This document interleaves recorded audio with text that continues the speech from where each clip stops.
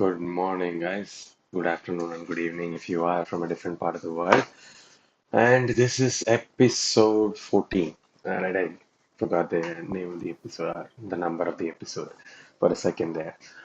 So, yeah, today I am actually more than an hour late, and I'm sorry about that. And because of that, I might have to end this much sooner than our usual podcast length. Usually, I do it a little more than 40 minutes, and sometimes it goes up to an hour.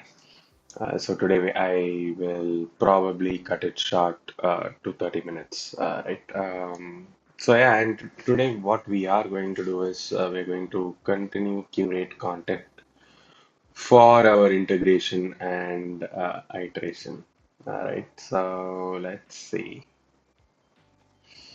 Okay, so this is our first episode's content, and for those who are completely new to this live stream, just to set some expectation, the title of the live stream is our podcast is Will I Find UX Content? Right, and this is a place for me to uh, bounce my thoughts off of YouTube and LinkedIn and try to find content for shorter format videos, maybe 2 to 5 minutes. Right. I'm still figuring out what is the ideal length. I did one Instagram reel, which is about 30 seconds. I will again share it in the description. I know I keep saying I'll share links in the description, and I never do.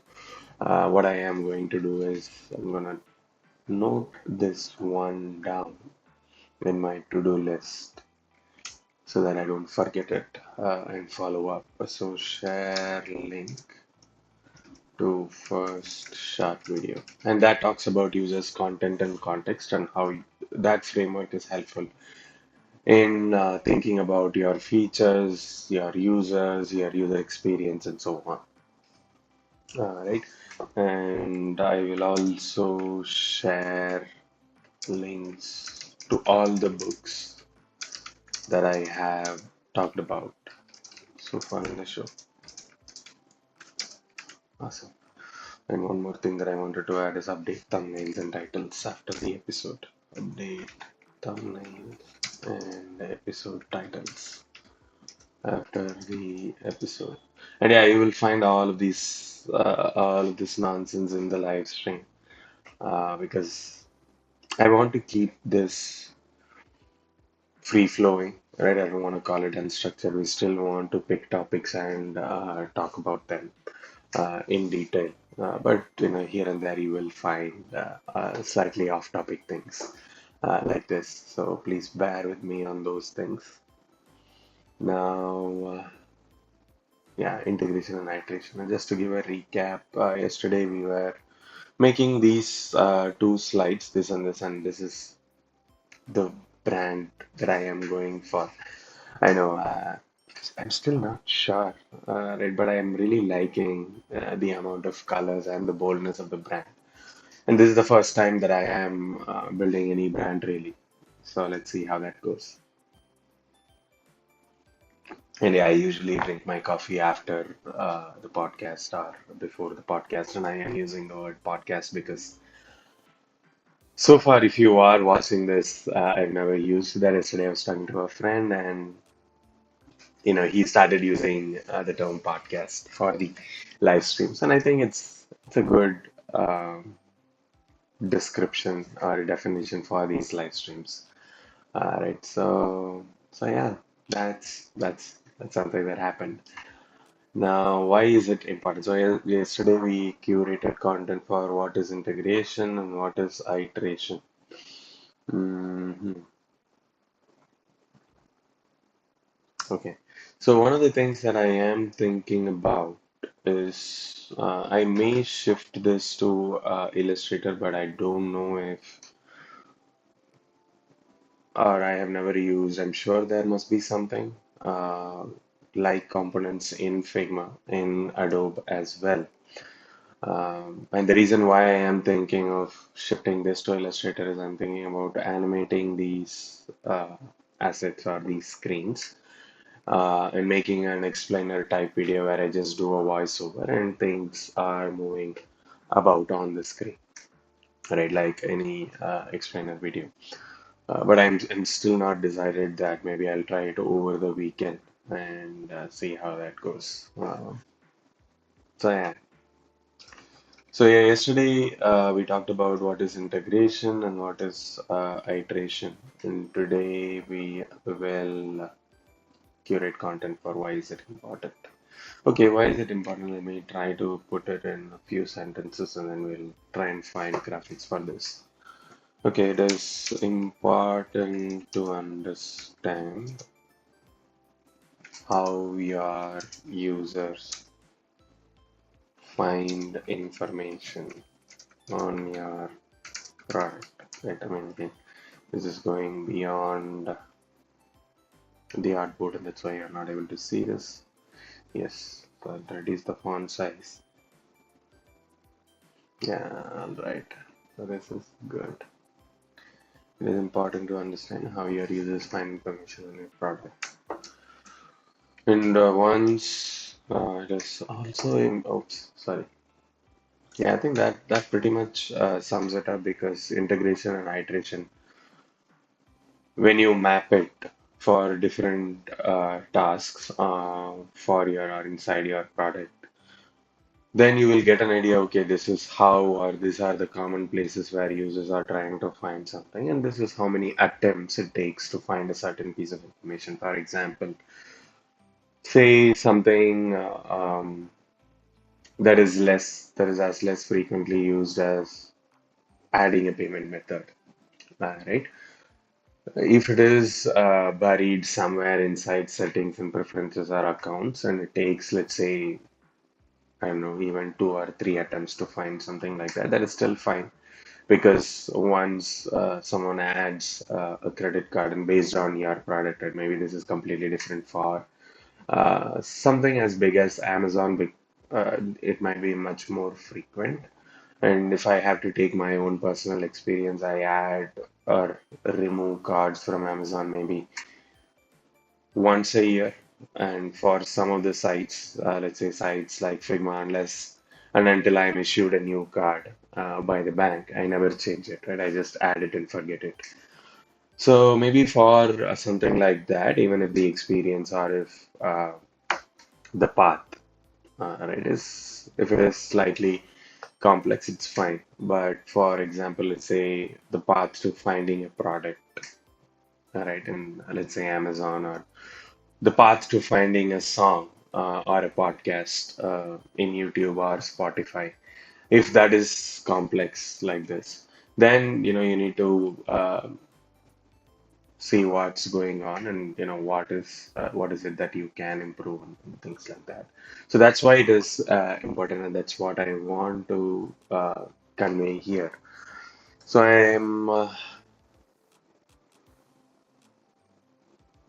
uh, I'm just also thinking about what are the tangible outcomes or outputs, not outcomes. And yeah, okay, let's talk about outputs and the difference between output and outcomes in terms of design. Right, as outputs can be a prototype, let's say specifically a Figma or a Sketch prototypes. This is just to set context for those who are completely new to UX design and so on. And just plain screens, sketches. Yeah. Right now, outcomes are I have improved, or let's not write it in I have sentences. Improved conversion rate, right? Or reduced cart abandonment. Right. So when I say improved conversion rate, let's say you are measuring how many people are, or how many users are signing up once they land on your website. Right. Let's say 1,000 users are landing on my website every day, and about 100 or 150 users are signing up. Then your conversion rate is 15 percentage, right, or 10 to 15 percentage. Now, cart abandonment is, I think this is much more, you guys might be more familiar with this. I'm adding products to the cart, but I'm not making the purchase. Right? I'm just closing the tab or moving on to a different site and so on. And again, the same thing. I'm adding 1,000 products, or the users are adding 1,000 products every day, and they are ending up purchasing only maybe 600 products, right? Then your cart abandonment rate is 40%. 60% is 60% are buying, and 40% are just abandoned.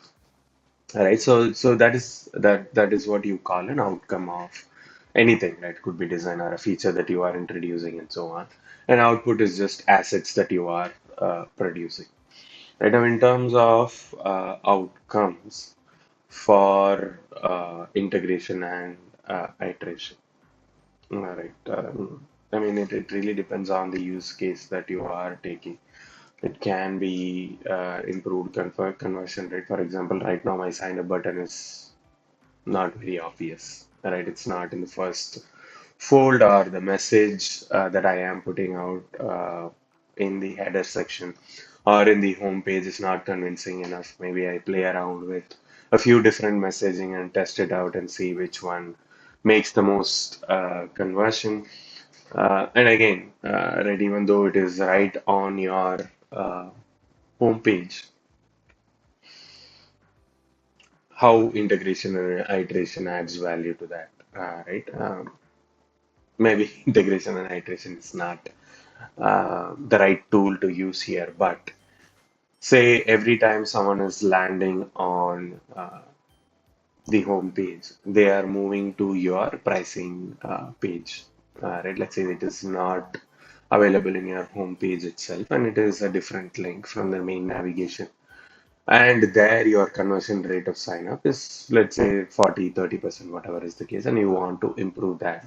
Now you look at, okay, what is it that the users are reading, are trying to find in the pricing page. Right now, this becomes a information finding session or users finding session, and you try to figure out either quantitatively and put different types of pricing tables or different content in the pricing tables, and basically do A/B testing and see which ones convert the most. Or you start talking to your users, right, and ask them, okay, based on the content that we are showing here, what do you think? Or if you feel that someone is coming to your landing page first and then going to your pricing page, and then they are maybe going to your about section or the features section of your product, and they are looking at the features, and then you figure out, okay, they are looking at the information in pricing section, and then they are looking at the information in the features section. Right. So for those again who are listening to this topic for the first time, integration is there are three building blocks in any information finding section, and they are search, link to link navigation, and asking someone. And integration is basically how users combine these three building blocks into their session. Right, I'll repeat the three building blocks: search, link to link navigation, and the last one is asking a human. Right. Um, so yeah, that's combining how users combine all of these three building blocks. I'm sorry, my voice is kind of slurring. Just a minute. So once you figure that out, all right, and given that context in the sign up conversation that we are talking about, how do users ultimately sign up, right? What is the path that they are taking, and what are the different pieces of information that they are trying to find, which helps them to make that decision to sign up, right? And what is the path that they are taking? Now, this is an example of the path. First, they are maybe in this pricing situation, they are starting with the link, right? Just give me a minute. The throat keeps getting weird because I keep talking, I think, really loud and continuously. It just dries up quite frequently. Anyway, so in the pricing use case, right? First, they are clicking on the pricing link. Let's say the journey starts with one link, and then they are looking at all the information in the pricing page, and then they are moving to the features page, and they are looking at all the information in the features page. Maybe they are not convinced, so they come back to the pricing page and see, okay, what are the options that I have in, let's say, the free plan, right? And let's assume there is a free plan. And then maybe they are signing up or they are not signing up. Now, it is important to understand what is the information that made them sign up and that made them not sign up. Now, how we will and this mapping that entire journey, right? My first link is the pricing page, and my second link is my features page, and then I'm going back to my first link again, and then I'm coming back to maybe the home page, right? And then I am either signing up or just abandoning the website. Now, if we understand what are the different pieces of information that either convinces them or that doesn't convince them, we will be able to optimize that content, maybe all the information that helps them make that decision in this entire journey. If we can put those information, just those select information in the landing page, maybe you'll be able to convert them right there in the landing page itself, instead of them having to take all these uh, multiple steps or trying to visit multiple pages and then making a decision. All right, so this is how you can apply this integration and iteration. And again, I think we did not talk about or give a recap of iteration. Iteration is basically how many attempts it takes for you to ultimately complete your task or complete your goal and so on. Right, so you take a first attempt, and another a frequent example that I use for this is you're trying to find a product in any e-commerce website, and say you are looking for a t-shirt. The first iteration, okay, you're just doing a plain search or clicking on a category t-shirts. So that becomes your first iteration, and then you are trying to filter it down to maybe a specific color or to inside a price range and so on. So that becomes your second iteration, and then you are actually looking at a t-shirt and you're just thinking, okay, does this look good or will it look good on me and so on, and then ultimately you decide, okay, maybe this looks good, and you add it to the cart, or you just move on and see the next t-shirt. Right, so that becomes your third iteration, fourth iteration, fifth iteration, and so on, and ultimately how many iterations it takes for you to again complete a task or complete a goal, right? So that's iteration. Right. So now coming back to why is it important? It is important to understand your users, how your users find information on your product. Okay, I want to frame it in a way that says how it helps. It helps optimize the content discoverability and ultimately meet the business and user goals. Yeah, yeah, I think this is good because ultimately this is what we are talking about. Uh, okay, I think I'll call it content discovery and maybe findability because that's also a term that is frequently used. Cool. Yeah, so I don't know how to represent this in a diagram. Okay, I'm just going to take a minute to think about it, so please bear with me. Okay, how can I?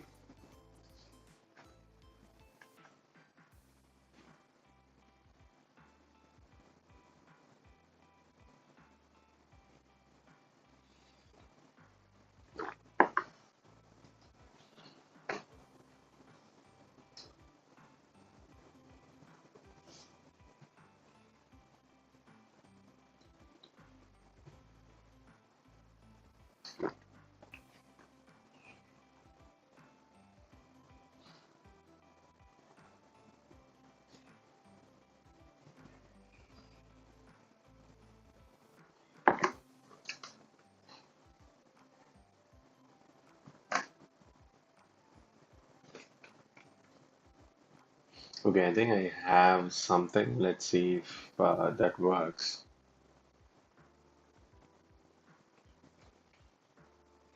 I'll remove this. Okay, this is good.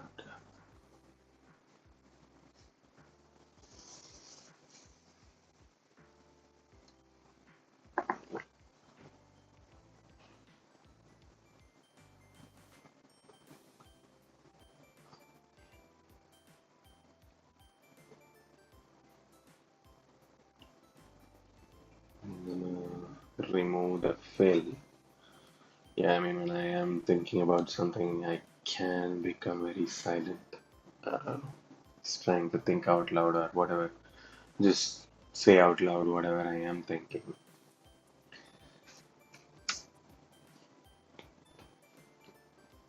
All right.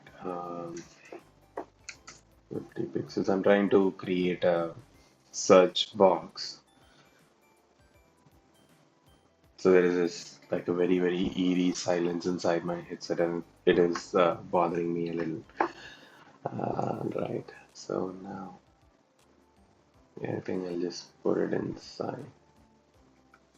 Okay, I think I have to create an icon or find an icon. Yes, search. Yes. So I think I should enable this library. Okay. Yeah, so this is something that I have found in Figma's community. As I think I need to find a safe word whenever I go off topic. Maybe off topic is can be the safe word. So you guys know what I am talking about. All right, so now I was looking for an icon library to use, right, and I came across this in Figma's community, and it is completely free and it's mind blowing because it has 7,500 plus material icons, and of course, it includes variants of the multiple variants of the same icon, but still, 7,500 is a huge number, and even if there are, let's say, 10 variants or even 20 variants, we still have 300 plus icons, unique icons, right? So let me add this also to my to-do list. Let it load. It takes a lot of time for this to load, and it took me, I think, more than 20 minutes for to publish this asset library in my Figma instance. All right, and yeah, I guess we go there. It's a mess. See, so the this entire line that you see, they are a grid of icons, and if I zoom in, yeah, unbelievable. I don't know what is the difference. Okay, it's a subtle difference in the roundedness between these arrows. Wow, this is crazy. So let me add this as well to my to-do list. Share link to Figma icon library.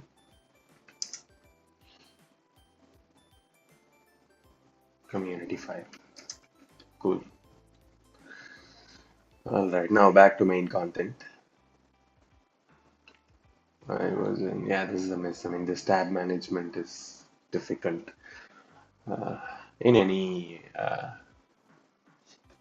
product. Like, and when I say any product, I mean Chrome, Edge, Figma, so on.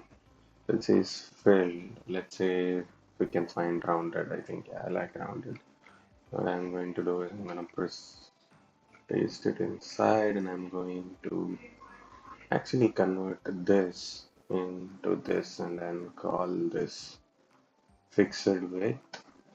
I'm sorry you guys are not able to see or read the tiny text.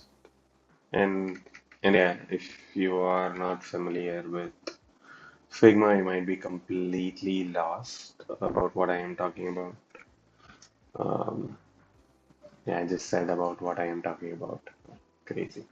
Anyway, so now if I, yes, what I want to do is reduce the size so it doesn't look weird. And okay, yeah, and I will increase the margin.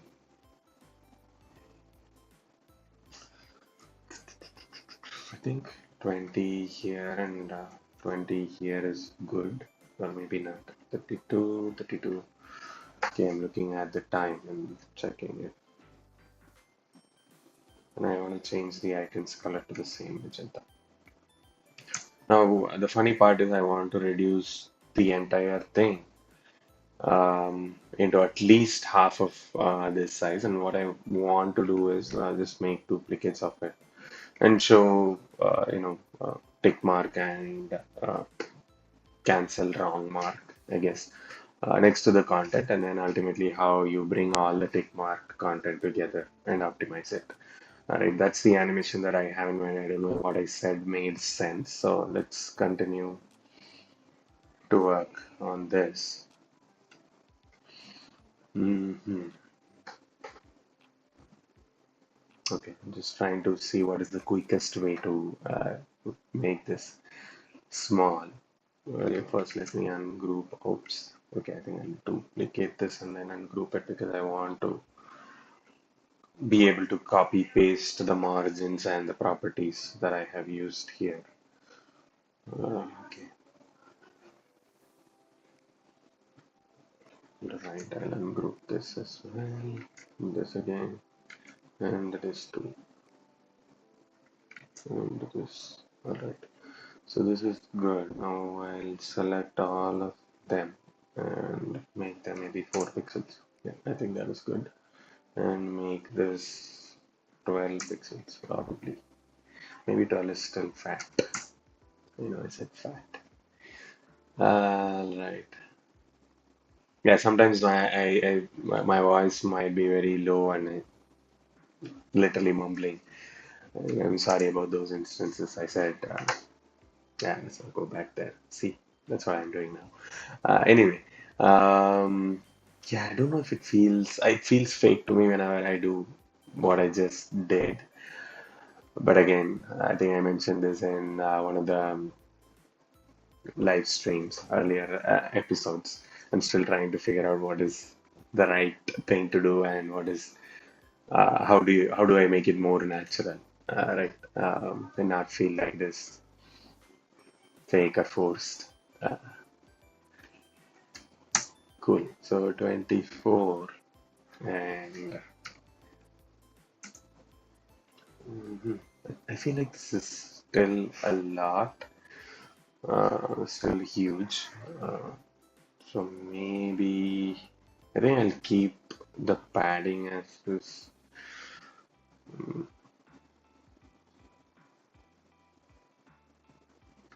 I definitely need the icon, but I'm thinking if I put when I make the icon so small, it might become not so recognizable.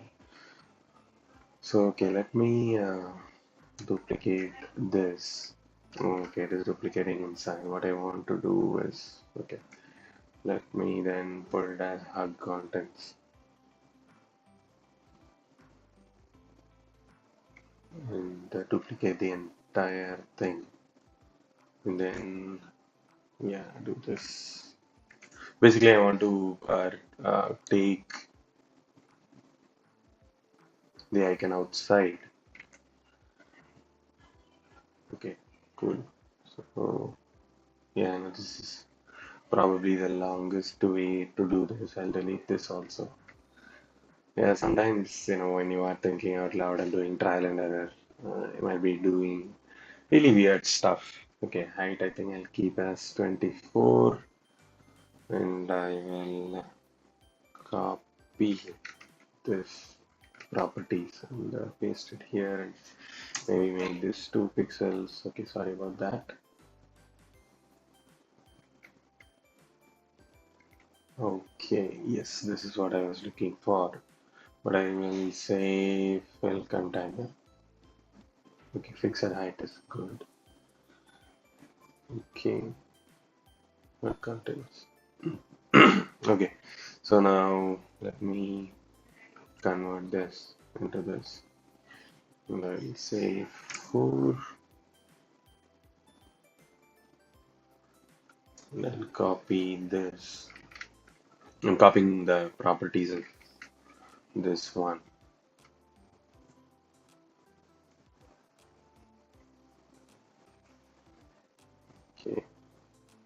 I'm pasting it on these, and then what I want to do first is, yeah, I don't think I want to copy the margins from it.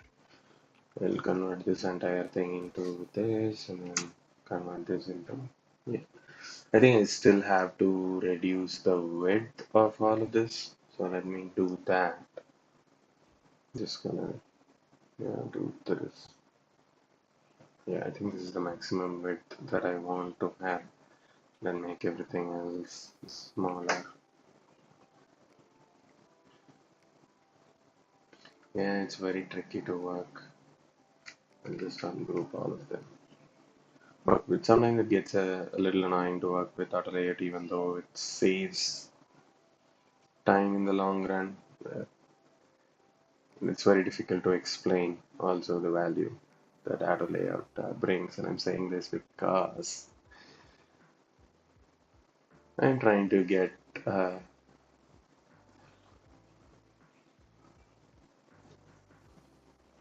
let's say, some random people use auto layout.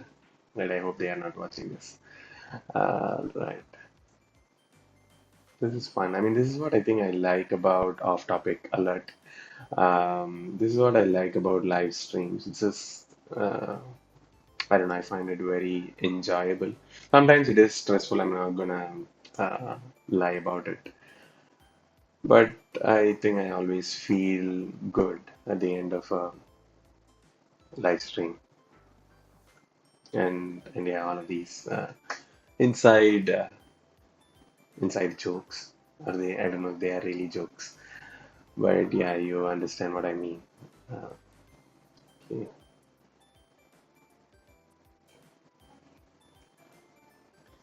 Yeah, that's another thing my friend mentioned to me. Don't say I don't know so much in the live streams. Uh, it's a good feedback, good note, very specific note. Um, and again, off topic alert, I always felt there is a lack of uh, a mentor, I guess, for my career especially. And yeah, I don't know, I'm trying to find someone, I guess, because I think it is very important, and I did not. It is very important to have a mentor. I did not realize it for a very long time. Just like I think many, I know I'm generalizing here. Like many young, I'm no longer young.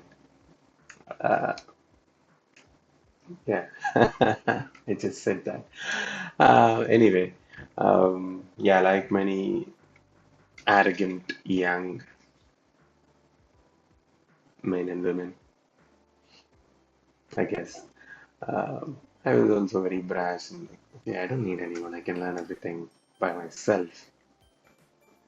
Who's that guy to tell me? Who is that woman to tell me what I should do, what I should not do? All right. Anyway, so this is good. Oh, this has 80 by 80. I'll probably make it.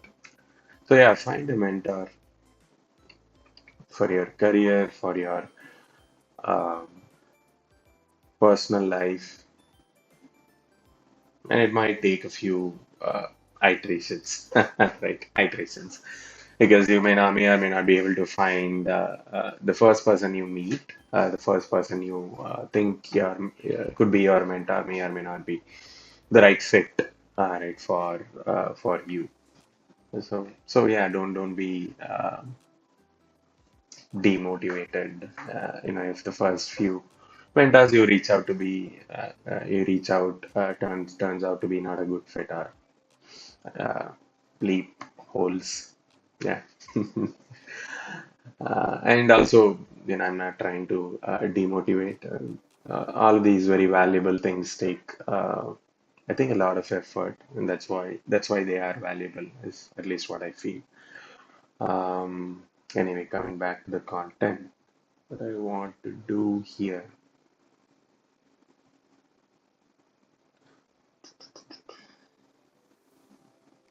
Yeah, I have been again. I think we can call the rest of the live stream maybe 5, 10 more minutes as off topic is something that I've been thinking about, and is having a separate podcast to talk about all of these very philosophical stuff. But one thing that I want to do before I do that is maybe read a little more about it, because everything that I talk about is based on my life experience and whatever little that I have read, right? And I don't want to mislead the very limited audience that I may have uh, in those podcasts. Um, all right. So, okay, one thing that this is missing is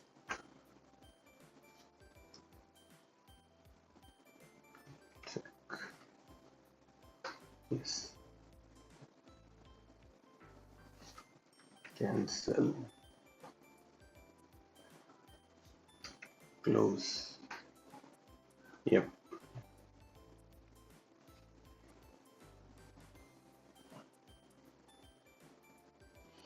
Okay, they are showing me an alternative easy way to, let's see. You can now find in using your keyboard, press shift, okay, to search. Press shift to search. Shift I. Okay, let me see. Shift I. Okay, interesting. Arrow keys to navigate. Okay, okay. When I press shift I, this comes up. Oh, interesting. Unbelievable. Okay, let me search for something. Let's say home. Not bad. And I can switch between the this and that. Nice. Yeah, I mean, this is very nice. I'm liking how simple and yet very well it looks very polished, right? This entire interface, nice. I like it. This is something I enjoy in Figma. Anything they do, I think they have a very solid design system and guidelines. And even if they are in a very early beta stage, whatever they make looks like it is well put together, right? And I want to emphasize on the word looks. It may or may not work very well, but especially the ones in testing, right? Everything else, once it matures, over a period of 3 or 6 months, it also starts to work really well, at least for me, right? But yeah, even when they are introducing something, it looks very well put together, and you feel like you can invest your time to learn that, and that's a key thing, which is probably for a different live stream, but something that I enjoy in Figma. All right, now I want a green for this, and I'm just seeing if there is a green. Okay, this green I don't want because it's a very subtle green compared to the other very saturated color palette that I am going for. So what I'm going to do is just select this blue. Maybe the blue will work. Let's see. Um, okay, selection colors. Let's see this. Okay. And I'm going to select this and probably use the red. Then I have to change the magenta into something else. But I think that's okay. Yeah, I think that once I add this, I'll pause here because it's already 10 and my office meetings will get started pretty soon. And I want to add the tick mark here. So I'm gonna say 0, sorry, shift 1, shift 0. Yeah, this is 100%. I think it looks fine. I have to obviously change this.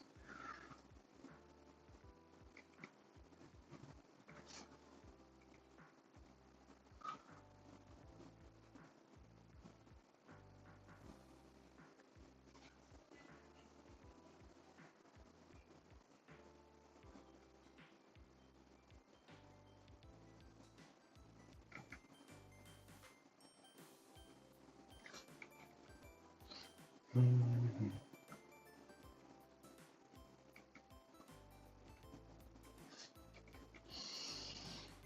Hmm. Sorry about the silence. Okay, I think this is fine. I think it's okay even if I leave some of the items without the arrow. I don't know. Is that okay? I think it's okay or not.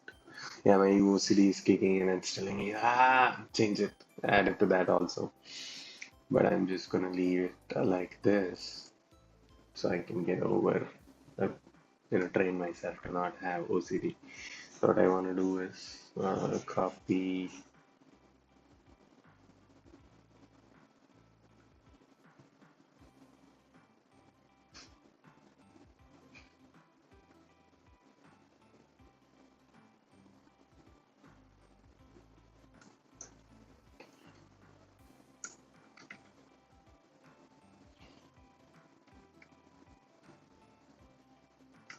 thinking some of them I'll remove this.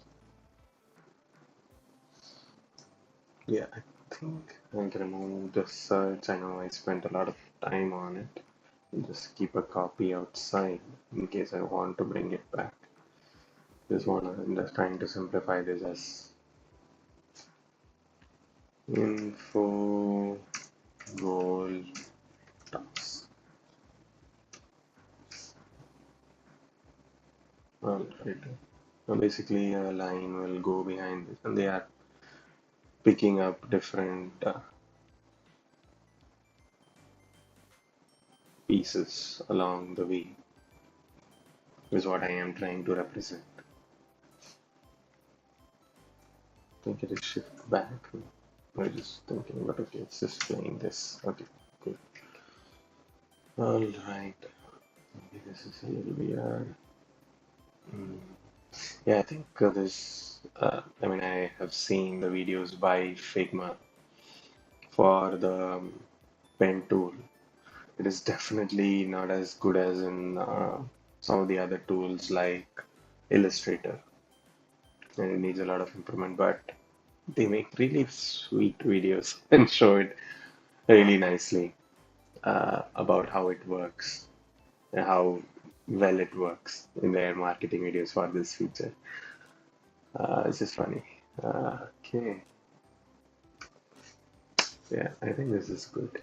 All right, I'll pause here and we'll continue tomorrow, and I'll try to start the podcast earlier tomorrow or early tomorrow, and we'll try to do it maybe for 1.5 hours and try to close the designs for integration and iteration tomorrow.